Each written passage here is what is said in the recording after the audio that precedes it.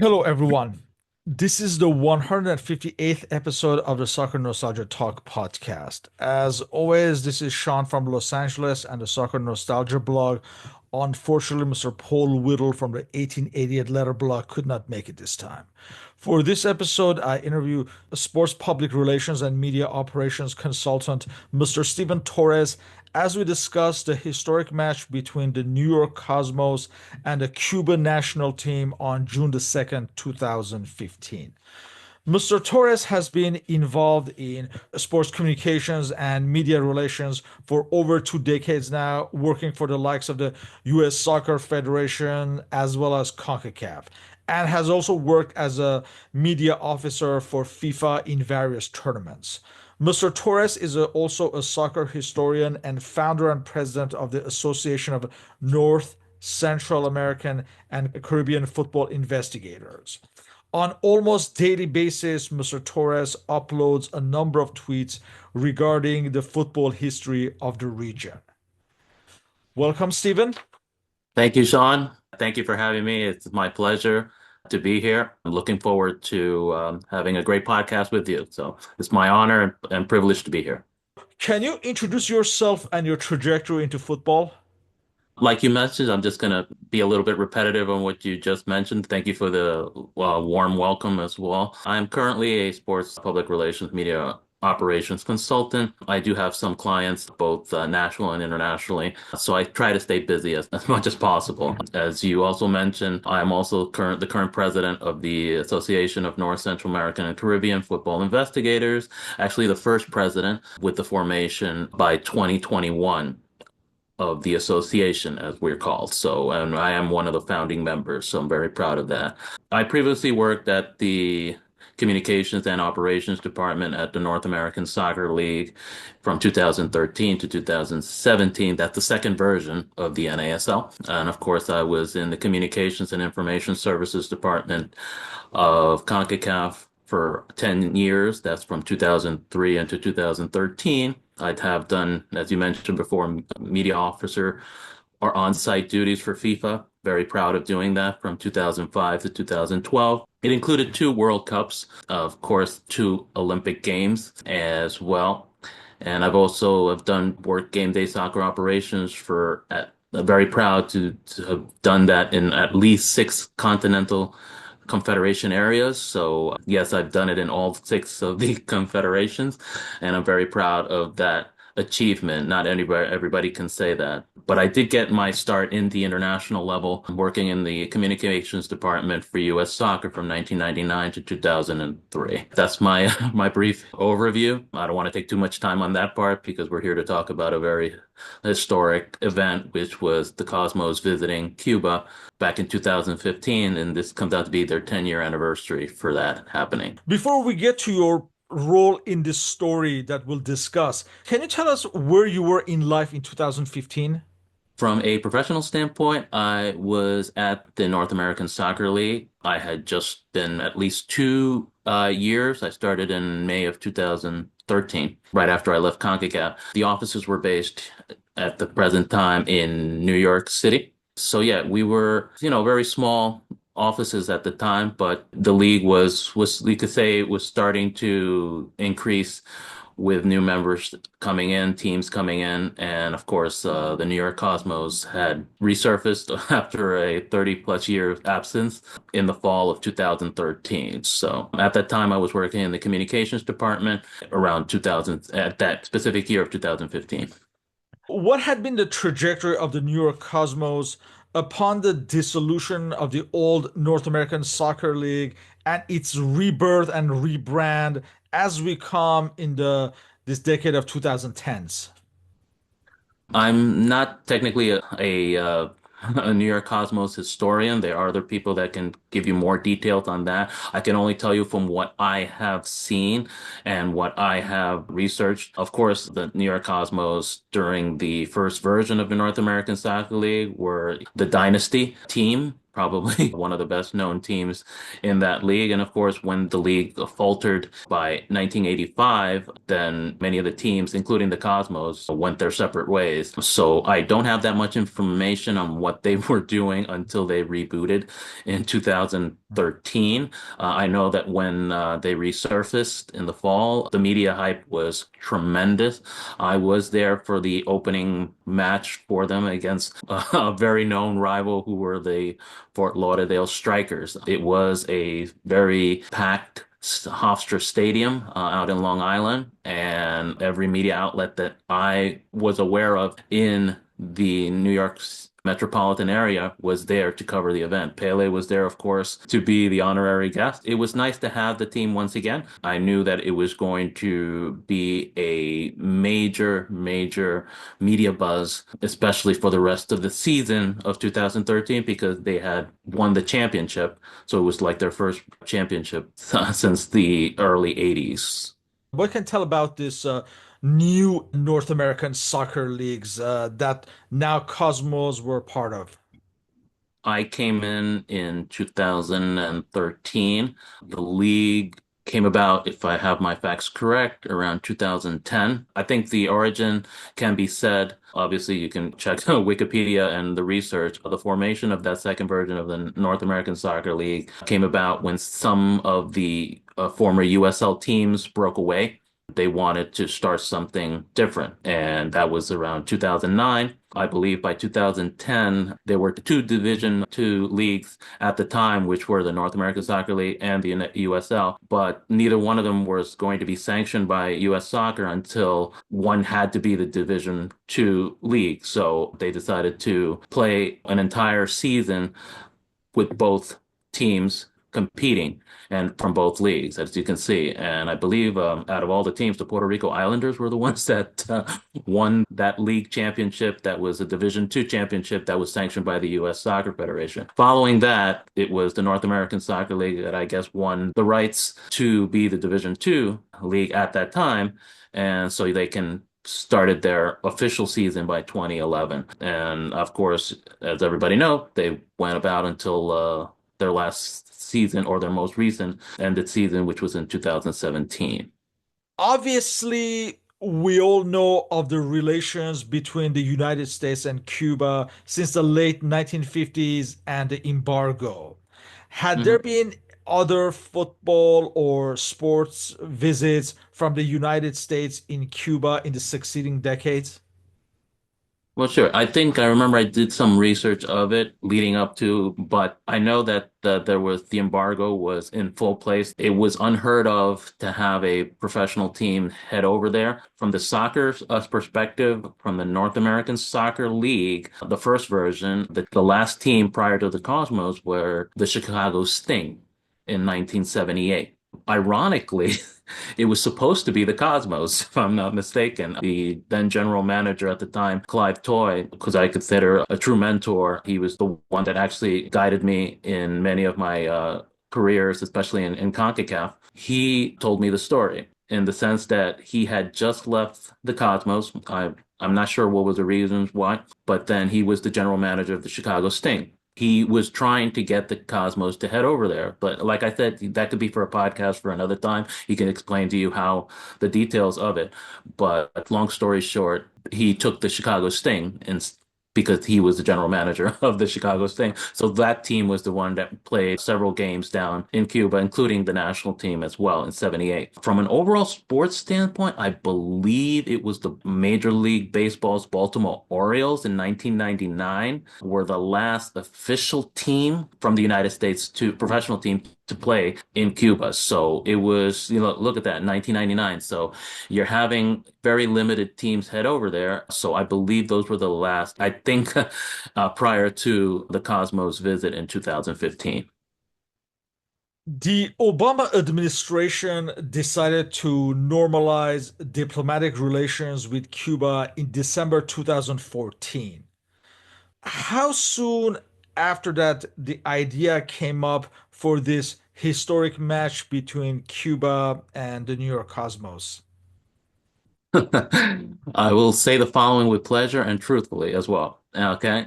During that time, it was the off season. Just concluded the 2014 fall season with the NASL. The NASL had two seasons, the spring and the fall. We were in our off season. Maybe just a day or two, I saw the announcement, the big announcement, because it was a big announcement of the president at the time. It was decided that to open diplomatic relations with Cuba. Around the same time, I had to do my review with the higher ups of the NASL. Obviously, they have meetings with the staffers, how do things go, how do improvement, etc. So I said to the then commissioner, Bill Peterson, at the time, before my meeting, and I said to myself, okay, I was brought here to bring more international exposure to the NASL, having worked at Concacaf for so many years. I've developed many relationships with the media, especially having done so many FIFA events. So I had a background of so many contacts. Okay. And to that extent, I was always asked, can we do this? Can we do that? We need more international exposure. So when I met with him, I said to him around that time, which was in just before the holidays, the holiday break in December of 2014, I said to him, okay, what ideas do you want me to think of? What is it that you want? And then he said, well, we want to increase the exposure. What do you think can be a bang to get people talking about the NASL? And I said to him, well, the president of the United States just opened diplomatic relations with Cuba. The league had sent a team prior to, which was the Chicago Sting back in '78. This is exactly, it wasn't specifically the Cosmos. I said, let's send one of our NASL teams down there for a couple of games. It could be spring training, it could be an exhibition. I said, let's send a team down there. He loved the idea. Obviously, he wanted me to make it work. So one thing to give out an idea, another thing is that you could back it up. So I said, okay, well, let's see if I can back it up. So after that meeting I had with him, I just picked up the phone. Like I said, I had many of my international contacts, both media and, officials, delegates from different associations, federations from the CONCACAF region. I have dealt with the Cuban Federation delegates on many occasions during my years at CONCACAF, so they knew me very well. In every tournament, the Cuban national team was a normal fixture in many final round tournaments in the men's competition, and especially in futsal, they had a very, very competitive futsal team. So the delegates knew who I was. So I picked up the phone and I just contacted the general secretary of the Cuban Federation at the time. His name is Luis Hierro. Happy to get a call from me, and I'm just having a conversation between colleagues. He considered me a friend. I consider him a friend as well. We still stay in contact as well. We're just having a simple conversation. I'm in the kitchen of my apartment, having a simple conversation with him. And I'm telling him, listen, I've just had this idea. Now that the country has opened diplomatic relations, what do you think about the NASL sending one of our teams down there? Again, I did not specifically say the Cosmos. It was just one of the teams at the time. He loved the idea. He said, that'd be great. We would be fantastic. It would be something magical. It would be fantastic. Okay, so I said, all right. It was the start of the holidays. So I said, listen, I'll try to follow up with you after the new year. I just passed the information back on to my supervisors, and I thought that after the new year, just like 1 week past the second week of January of 2015, didn't hear anything. I thought everything was fine. I figured I did my part. I pitched the idea. Then by mid-January, I started getting emails from my supervisors and delegates higher ups from the Cosmos at the same time. They were copied in all the emails. So I'm looking and I'm copied in all these emails and I said, what's going on right here? I'm preparing for this season, but I'm saying it looks like some Cosmos delegates are going to be heading to Jamaica.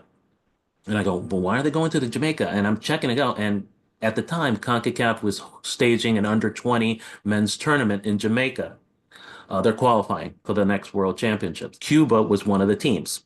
So they sent a couple of delegates down there to see if they can meet with the Cuban Federation delegates, but they didn't know who they are.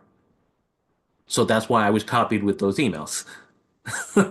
So, so I said, okay, I mean, and between you and I would say that maybe things would have been a little bit quicker if I would have known ahead of time, maybe if I would have, okay, listen, Steve, we're going to put you on a plane in a perfect world, head down to Jamaica, meet up with the Cosmos delegates, and introduce them directly to the Cuban Federation president at the time was named Luis Hernandez, who I think now is a CONCACAF council and also a FIFA council member as well. He's a former national team player, also a tremendous person, at least when I've dealt with him as well. So here I am trying to coordinate through emails, not through phone calls, but through emails that, okay, guys, you need to speak to Luis Hierro or Luis Hernandez. They didn't know what he looked like or who were they are. And again, it goes back to what I'm saying. It would have been a lot easier to just tell me if I'm going with you guys and then I can introduce you. But this is not a perfect world. So I'm doing all of that from my office.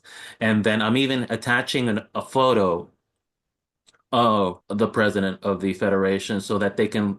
It was an outdated photo, but it was the only photo at the time that CONCACAF had on their website of him. Okay, look for him. He is the president of the Federation of Cuba. Okay. And they finally somehow they met. I'm not sure if it was at what the national team stadium in Kingston or was it at the hotel, but they met. Maybe that would be a conversation you may want to have in more details with the general secretary, the former general secretary, Luis Hierro.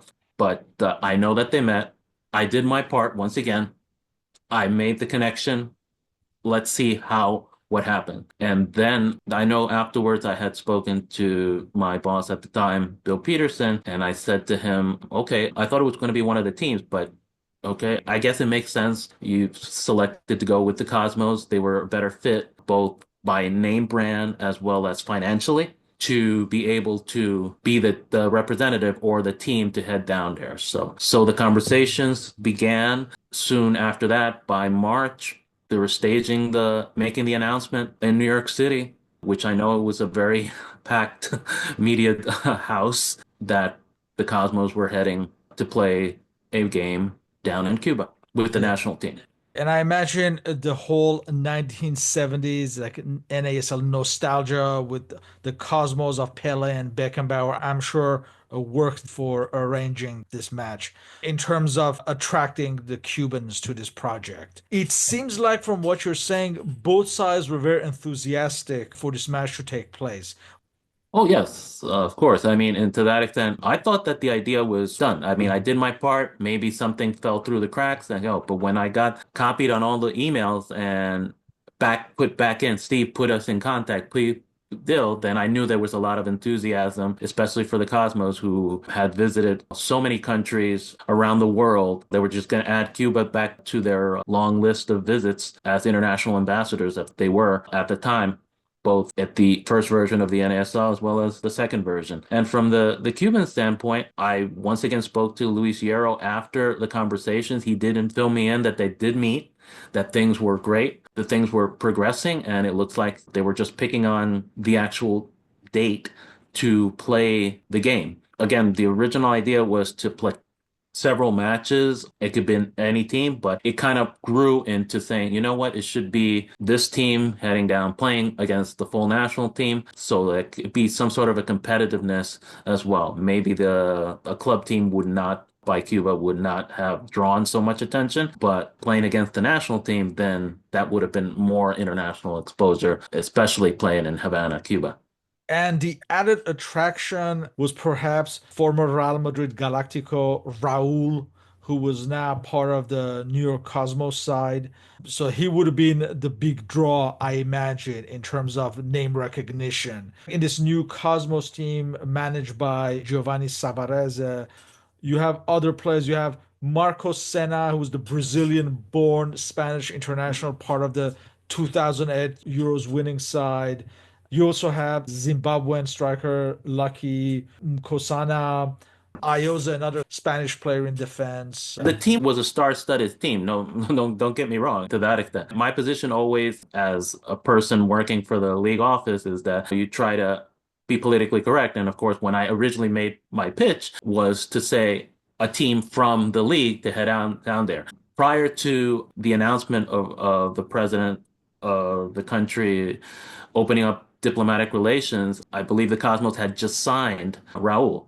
So, of course, at him on the squad, of course, you added, and then with Marco Senna already there, the team was a star-studded team. It was proven on that year when they, once again, at the end of the 2015 season, were crowned champions for the league. Raul did retire shortly thereafterwards. So, having said that, it was a major star-studded team, and it made sense to take the opportunity because it was going to be a once in a, it's typical for the Cosmos. I'll take a quote from their documentary movie is as a once in a lifetime opportunity. I knew that it was a chance that may not have repeated himself. So the opportunity was there, the chance to have the first team there since the opening of the embargo. It was great in so many ways. It made sense to have the Cosmos be the ones to be there. And again, they had a very star-studded team to go down there. And there were other stars on that charter. I was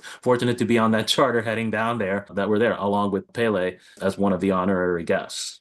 Were there any political red tape from either side in the logistics of arranging this match?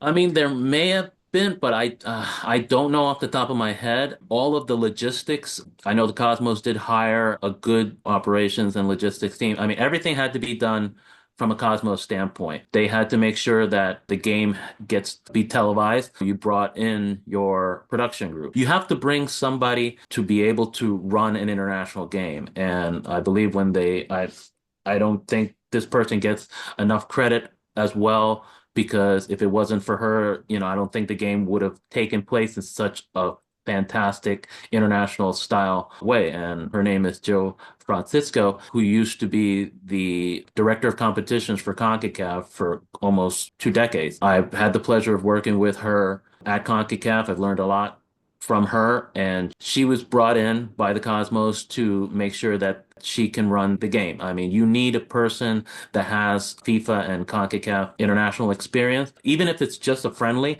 to run a game of this magnitude. And when they brought her in, I think she handled many tasks. A lot of it was, I guess, the red tape logistics that you can say the political logistics, but I didn't see any issues.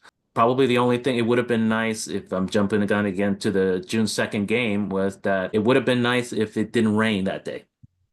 But that was probably the only thing that was not on record, but that was good. But other than that, that didn't stop. The stadium was still full. The harmony of the fans being there, watching both teams playing. And again, it was just the international exposure. There was TV cameras, writers from all over, especially the ones that were on the charter coming from New York. Okay, it was heavily guarded. When the charter arrived, okay, that came direct from New York and it flew directly to Havana. I mean, look at that. You had a charter flight leaving from New York heading to Havana. At the time, most of the charter flights were leaving out of Miami, but this one came straight from New York.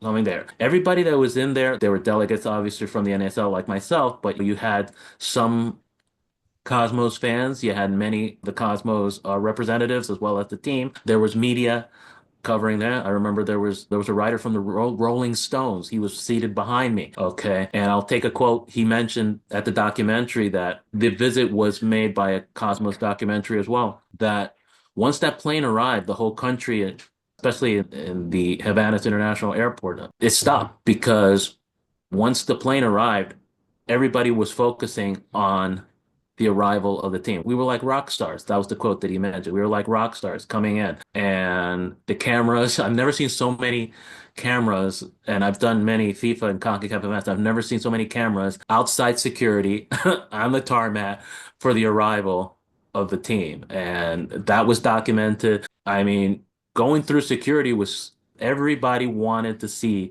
the gospel. Not just Pele was there, but and also Carmelo Anthony was also there as well. But he later invested with bringing a soccer team to Puerto Rico, which was Puerto Rico FC. That was announced a couple of weeks after that. But again, that's a podcast for another a time. But he was there as a special guest at that charter. So everybody, the whole country welcomed the arrival. They were looking forward to the game, and I didn't think it mattered what was the score. It was just that the game was taking place. I know that we had started something that could have been a wonderful experience and memories that to this day I still remember, going through the process, visiting the country. Such a historic stadium, which is Pedro Marrero Stadium, had a lot of history. I'm just walking through and I see so many plaques of the stadium that hosted the first North American Confederation of Football in tournament in 1947, and they have a plaque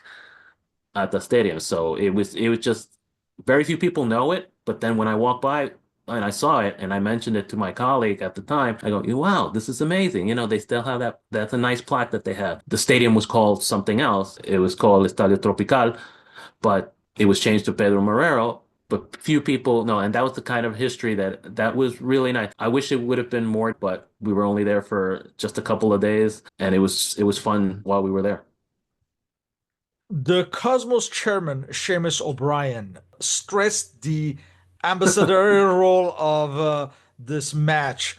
Was that the general outlook from everyone involved? Pretty much. Pretty much. I think because once when he made the announcement, obviously in the press conference in New York City that the game was going to take place, that was one of the key points that was mentioned.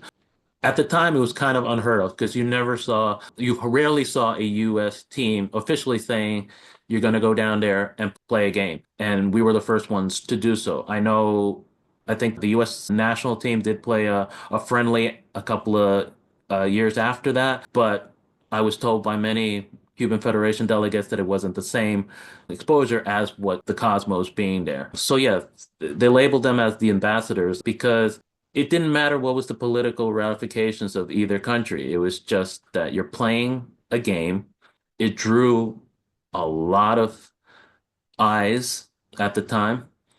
I knew it was something great that we were a part of. To this day, I still can't believe all of that happened with just a simple conversation I had with Luis Hierro over the phone. And he and I, again, we still stay in contact. He's now living in southern Florida. We were talking about it recently, and he said he still remembers it. It was just a magical time. It was something so wonderful that was started. It would have been nice if things would have progressed a more futuristic example. I know that the Cosmos, along with Street Soccer USA, who were also part of the delegation of that charter plane, they did give a clinic to many, many, about, let's say, or almost 50 kids, youth kids, the day before the game.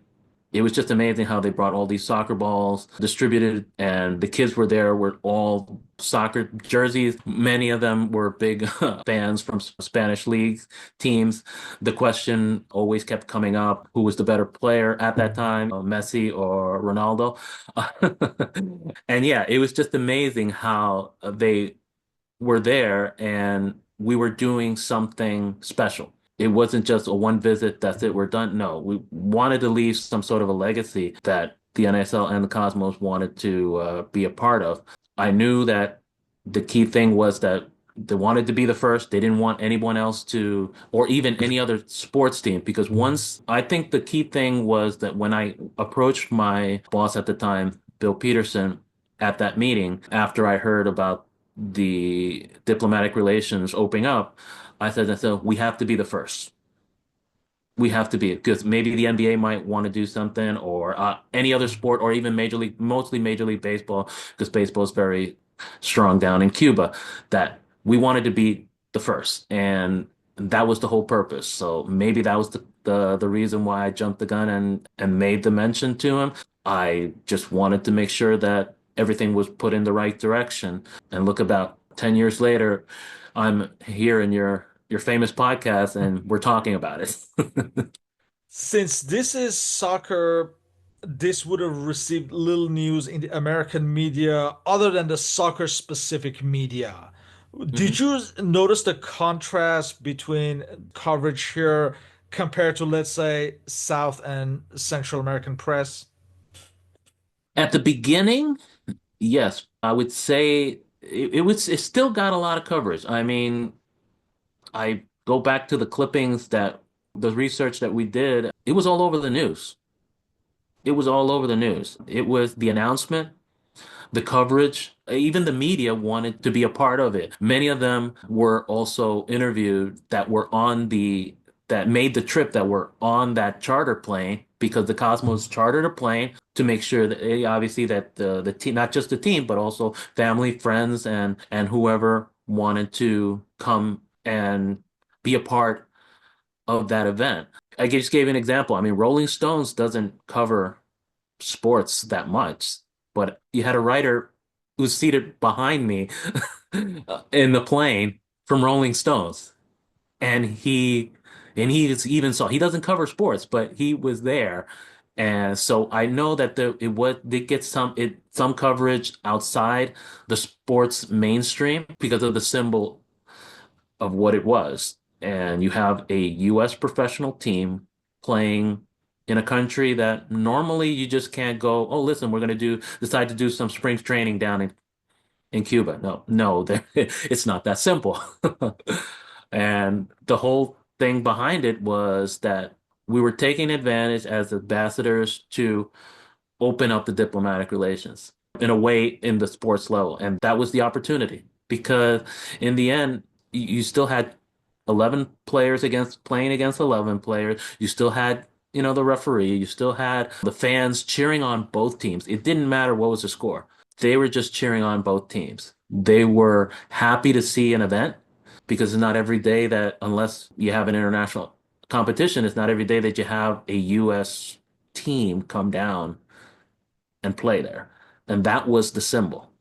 And the New York Cosmos from the NASL were the first team to do that since the Chicago Sting. It's something to be proud of. And I'm glad I was part of it, at least. Let's look at this match on June 2nd, 2015 at Havana at Estadio Pedro Marrero. And Hmm. obviously with Pele in the audience. Cosmos came out 4-1 winners. Lucky Kosana scored twice. Hmm. Sebastian Guenzati, Gunzati, yeah. Hmm. yeah, Jacob Chirizian as well. And Hmm. then Andy Vaquero replied for Cuba. Do you remember how the spirit of the match that was played in? Was it competitive? Was it friendlier? It was a competitive match. I know that, again, the weather didn't help the situation, but the game was being broadcast live to the US as well. So people were able to see the game on TV. I don't think anybody cared at that stadium, anybody cared about the score. Because yes, like if I can recall, I mean the Cosmos, I think they were up 4-0 at half. Any other team can go in and very few people have the full match report, and I was able to make sure that that's one thing. Even though I was doing a lot of other things at the time, I was very few people have the full match report, and I was able to get both teams lineups, etc. But that's again another story. But I don't think anybody cared about the scoreline because It was even just at a the half, celebration, basically. it was just a celebration. You said people were enjoying the moment, staying out of the rain, of course. I can say that a lot of the US fans that made the trip and even the US fans that were not on the charter and how they got there, I don't know, but they were very proud to hear the US national anthem being played at the stadium prior to the game because obviously the protocol you play both countries' national anthems. So that was a special moment. I know it was a special moment for me, even though I was running around trying to make sure that everybody is taken care of, especially from the NASL delegation. Pele was in the VIP area along with the Federation president and the general secretary, other delegates of the NASL as well as the Cosmos. They were enjoying the game. Other representatives of I remember the Cuban Athletic Commission, they are very, very high ranked in the country, came and visit as well. They were introduced to Bill Peterson. Of course, I'm in the middle because of my Spanish translation. So yes, and of course, as I said, Pele was there, Carmelo Anthony was there as well. People were just enjoying a game. It just didn't matter what was the score line. The Cosmos didn't think it was needed to rank up the score. They were there to enjoy the moment, enjoy the atmosphere, try to play the best you can, especially with the rain, because I believe it was the start of the rainy season, so it was a bad timing. The day before it wasn't raining. Okay, that was the whole thing. They had the clinic. It was a very sunny day in one of the training fields, but then on the day of the game, it's just cloudy and the rain would not let up, and that was probably the only reason that this you couldn't see. If you look at the video of the game, the main cameras were facing against the crowd. So the stadium is looking at an area of bleachers where there's empty when you probably think that there's nobody at the stand, but no, but there were 18,000 spectators on the other side. Okay. There weren't anybody on the view of the camera because of the rain. So those bleachers were not open, but everybody else was on the other side, and you can see any footage that you can see. It was just a great atmosphere. I mean, I'm sounding a little repetitive on certain things, but it was just, there wasn't anything negative other than the rain from that entire experience that I saw. Yeah. It was just And positive 100% on both sides. how did you experience this? Were you working as in a professional capacity, or did you actually get a chance to, like, as a spectator, to enjoy the match? Oh yeah. Well, I did not get a chance to enjoy it as a spectator. Usually when I'm working, I'm I'm on the clock, but I try to make sure that my job is complete before I'm able to take a glimpse of what was happening on the field. I enjoyed it at the time from a professional standpoint. It's probably one of the highlights of my career. I was very blessed to have the opportunity. It's not every day that you can go and visit Cuba in this capacity. And I have to admit, it was a little scary being on the plane, even though it was a charter plane heading down there, because you don't know anybody, you don't know what to expect. But as soon as, like I said earlier, as soon as the plane landed, we were so warmly welcomed. It was just like every fear went out the window. Anything negative that you may have heard about the country, it was went out the window because we were there for a purpose. We were ambassadors. The country warmly welcomed us. Here, I'll just give you an example, a quick one. I remember when I arrived, I was the only NASL member from the offices on that charter. Two other NASL, my boss at the time, Bill Peterson and Rishi Sagal, who later became the interim commissioner, they were coming in via Miami. So they were going to come in the next day. So here I am. I have to make arrangements for them to get picked up the next day because they were not on the charter. So I was able to, per recommendations, have a driver to take me to the airport because it's not like you can easily get a cab over there. They're very strict. You have to respect their laws and their regulations. You are a visitor in their country. I'll never forget that when you go pick up someone at the airport, you have to be in a specific area. And I remember I bumped into the head of security who remembered me the night before. And he was like very happy to see me. He was like, he felt like I was his friend. And that took a lot of pressure off. And I said, listen, I'm waiting for two more of my colleagues who were not on the charter. They're supposed to be coming here. Where I told them, can I wait for them? I cannot wait for them in a certain area. No, no, it's fine. You could come. He took me to a specific area, and like you could say a VIP section, and I was able to wait for their arrival. I'll never forget my boss's reaction when he saw the car that picked us up. It was a 55 Ford.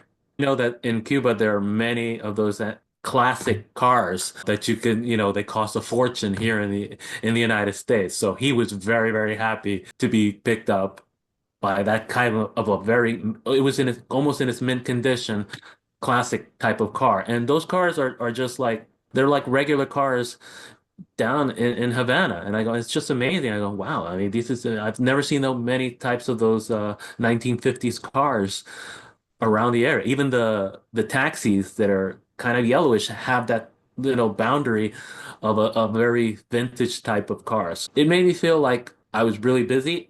I remember the heat was unbearable sometimes, but it is the Caribbean. I enjoyed my time there. The little time I was able to not work, but even when I was working, it was still part of something special for me, and I'll never forget it.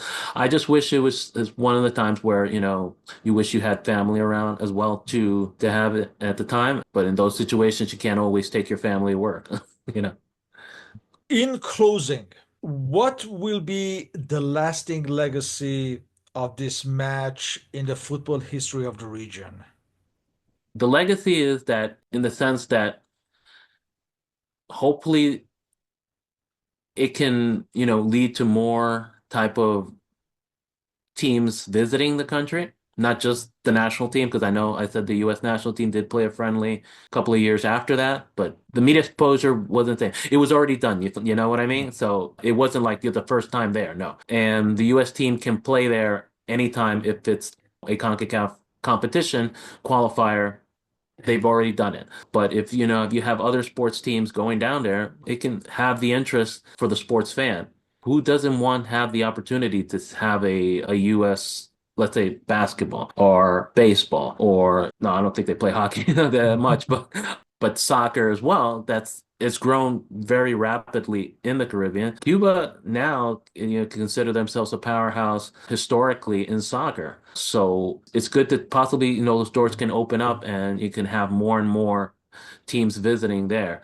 Hopefully that could be a legacy into that extent. In the other part, I wish that things could have been a little bit more open for the NASL in the sense, because I know that the delegates did want to have future visits there. There were talks in the press conferences down there of possibly having maybe expansion, let it be, football development, maybe an ASL team down in Cuba. There were the rumors, but things didn't pan out, as they say. Maybe that can be for another podcast. If you do get a chance to speak to Luis Hierro, he can give you more details of it because I don't know what after the game, I don't know what specifically the Federation had in mind towards the future because I know they were preparing that. They were using that game also to prepare for their national team's qualification. I believe it was for the 2018 World Cup, which they didn't qualify. So everybody, the Cosmos also used the game as part of their preparations as well as to the start of their fall season and to see the benefit for both games. So if it has a lasting effect, I hope it does come back and hopefully that in the future you can have, like I said earlier, more teams visiting. It's a good memory. Me personally, I don't think it's something that you don't want it to repeat itself too much because you always want to be the first.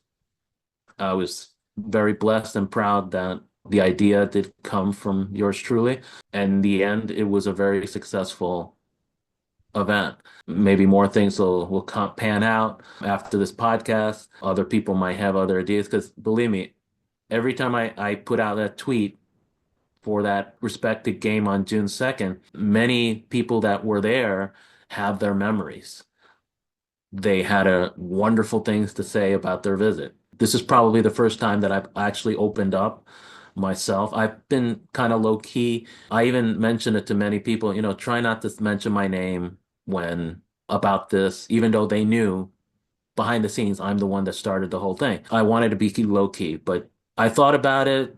It's approaching 10 years, and after saying to myself, you know what? I think it's time to just open up and tell my story. Tell my story, what happened. This exactly what transpired for something magical and historic. And again, I was very fortunate and proud that it happened. With that, I would like to thank you for your participation in this interview and sharing your unique story. And to let everyone know that all our respective contact information are on the blog and podcast uploads. And again, urge everyone to follow you because on an almost daily basis, you upload historical material for football of the region. Thank you very much Thank you. once again. Hope to continue these discussions on football history. Thank you, Sean. It's been a great pleasure you having me here. It's a great memory, and thank you for the opportunity to share it. Look forward to, maybe more things might come about now that it's been 10 years since that big event. So we'll see what happens. But thank you for, taking the time to retweet, obviously, what things that I'm able to put out as well. And I know that we have a good audience on it, and thank you. Thank you.